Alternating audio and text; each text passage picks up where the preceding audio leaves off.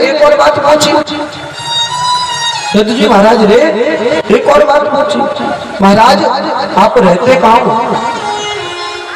महाराज आप रहते कहाँ हो? तुमने विवाह नहीं किया है क्या? इतनी देर में तो वो चुप चुप। यदु जी महाराज ने पूछ लिया संत से कि महाराज तुम्हारा विवाह नहीं हुआ कि नहीं हुआ? तो ऐसे ही संत को हमेशा स्त्री से दूर रहना चाहिए।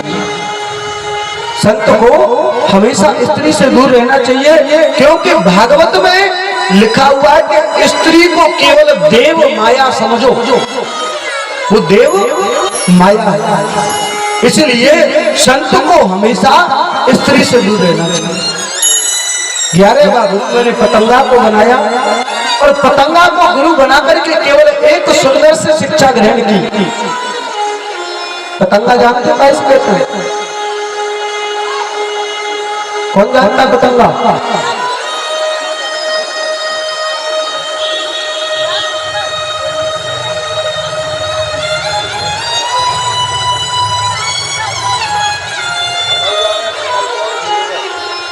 नहीं। गर्मियों के समय में अगर हम किसी पेपर में आग टेक देते हैं, आग टेकते हैं, आग लग जाती तो उसमें से काले काले कागज जल करके ऊपर उड़ते चले जाते हैं, मंडराते हैं, वो आकाश में जाकर नीचे जब आएंगे जब आगे ऐंठ निकल जाती,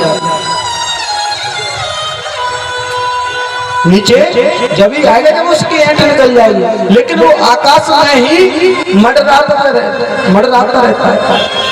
मंडराते वही पतंगा जो है राख हो जाता है, जल करके राख हो जाता है। लेकिन उसको मिला क्या? उसको मिला क्या? कुछ मिला के नहीं मिला, उसको कुछ मिला के नहीं मिला, उसको कुछ नहीं मिला। ऐसे ही संत को,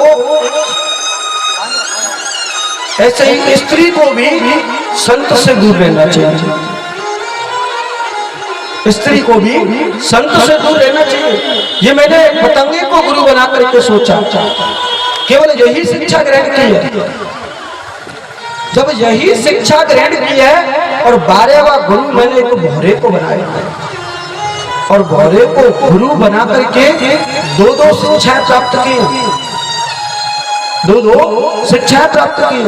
आपने देखा होगा कि जो भौरा होता है, भौरा किसी फूल पर बैठ करके उसके रस को चूस लेता है और रस चूसता है, और जब फूल की गंदगी को नहीं चूसता है, जब फूल की गंदगी को नहीं चूसता है। ऐसे ही आप किसी सत्संग में जाओ, आप किसी सत्संग या भागवत या राम कथा या किसी भी कार्यक्रम में जाओ, तो जो बात तुम्हें अच्छी लगे उसी बात को ग्रहण करना। जो रस है उस गंदगी को मत ग्रहण करना, जो रस है उसी को ग्रहण करना। और जब उसको ग्रहण कर लोगे और उसको ग्रहण करने के बाद जो बात आपको गलत लगे उसको अपने दिमाग में से निकाल। और दूसरी बात क्या सीखी है?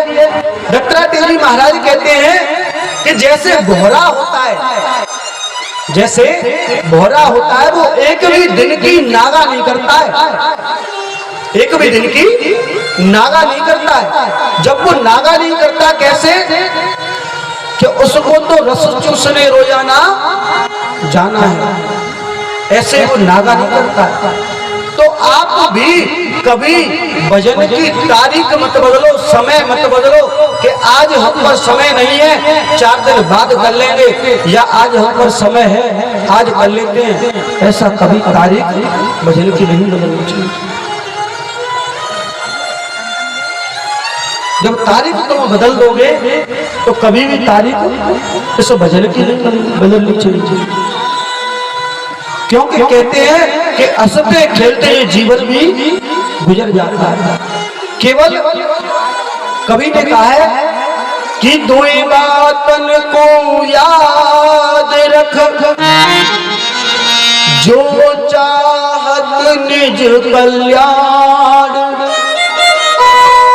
कि नारायण एक मौत को दूजे श्री भगवान।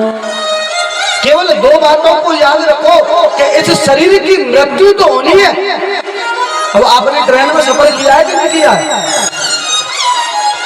ट्रेन में किया है कि नहीं किया है? हाथ ऊपर करो कौन किस किस ने किया है? सबर ने किया।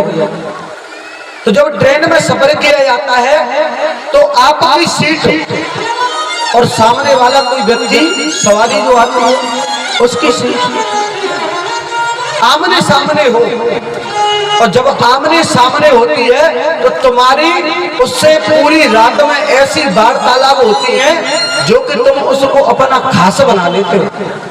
बना लेते हो कि नहीं बना लेते हो? पूरी रात में उससे बात बनाते हैं, भैया कहाँ से आए हो, कैसे आए हो, कहाँ जा रहे हो, तो वो बोलने चले लग जाता है। ऐसे ही उसको अपना इतना नजदीक बना लिया, लेकिन नजदीक बनाने के बाद फिर क्या होता है कि जब उसका समय आता है काय का स्टेशन पर उतरने का, स्टेशन पर उतरने का जब समय आता है, जब स्टेशन पर उतरता है तो वो कहता है कि भैया अब हमारा तो समय आ गया, हमारा तो समय भी आ गया और स्टेशन भी आ गया। उसी जगह पर उस इंसान का स्टेशन जो है उसी जगह पर खत्म हो जाता है। तुम उसी ट्रेन में बैठे रहते हो और ट्रेन करीब थोड़ा सा आगे जाती है और जब तुम्हारा समय आता है तब तुम जाते हो। ऐसे ही इस शरीर का भी समय है। भगवान ने जिस दिन जन्म दिया था, जिस दिन जन्म दिया था भगवान ने, उसी दिन वही खाते बना दिए। भगवान ने वही खाते बना दिए कि आज मैं इसको जन्म दे रहा हूँ, ये 21 साल जी करके आएगा। आज मैं इसको जन्म दे रहा हूँ, ये 56 साल जी के आएगा। ऐसे ही भगवान ने जन्म तारीख सारी चीजें लिखी। लेकिन आप लोग कभी तारीख भजन की मत बदलो। अगर तुम लोगों ने तारीख भजन की बदल दी तो भगवान भी तुम्हारी तारीख बदल देगा। जाना तो तुम्हें बहुत बाद में है, लेकिन भगवान भी फिर तारीख बदलने लग जाते हैं, क्योंकि भाई वो भी परेशान हो जाते हैं, मैंने जन्म दिया मानव का, इसने कभी भगवान का भजन नहीं किया। और जब भगवान का भजन नहीं किया तो इस इंसान को उठा लो। यमराज जी से भगवान आदेश कर देते हैं और यमराज जी अपने सैनिकों को आदेश करते हैं। सैनिक रस्सा लेकर आते बड़ा तगड़ा सा और गले में अंडा डालते और खींच करके यमराजपुरी में लेकर के चले जाते हैं। बोलिए आनंद कंद भगवान की। कितने गुरु बन गए? 13 12। ऐसे ही 13वां गुरु मैंने मधुमक्खी को बनाया और मधुमक्खी को गुरु बना करके केवल एक सुंदर सी शिक्षा प्राप्त की। देखो आज टाइम तो लगेगा कथा में, थोड़ी सी आज की ज्यादा भी कथा है और इसलिए तो थोड़ा सा समय देना पड़ा हुआ है। जल्दी फ्री कर दें, भूख लगे रही होगी। सानी वानी तो न करनी वैसे नहीं। कल मेरे पास यही बात आई कि सानी करनी है, वैसे नहीं कि महाराज 4 बजे ही बंद कर दे करो। मैंने कि महाराज तुम आदेश कर दो, हूँ तो 12 बजे बैठे करो, 2 बजे खत्म कर दे करूँ। मैं काय को मूल मार में लगा तो करनी तो नहीं कहूँ सानी वानी कहूँ करनी हो तो हाथ ऊपर कर दो भाई, क्या छुट्टी मिल जाएगी। अच्छा तुम्हें करनी है तो सानी कर आओ जब तक है फिर आ जाए। बोलिए आनंद कंद भगवान की।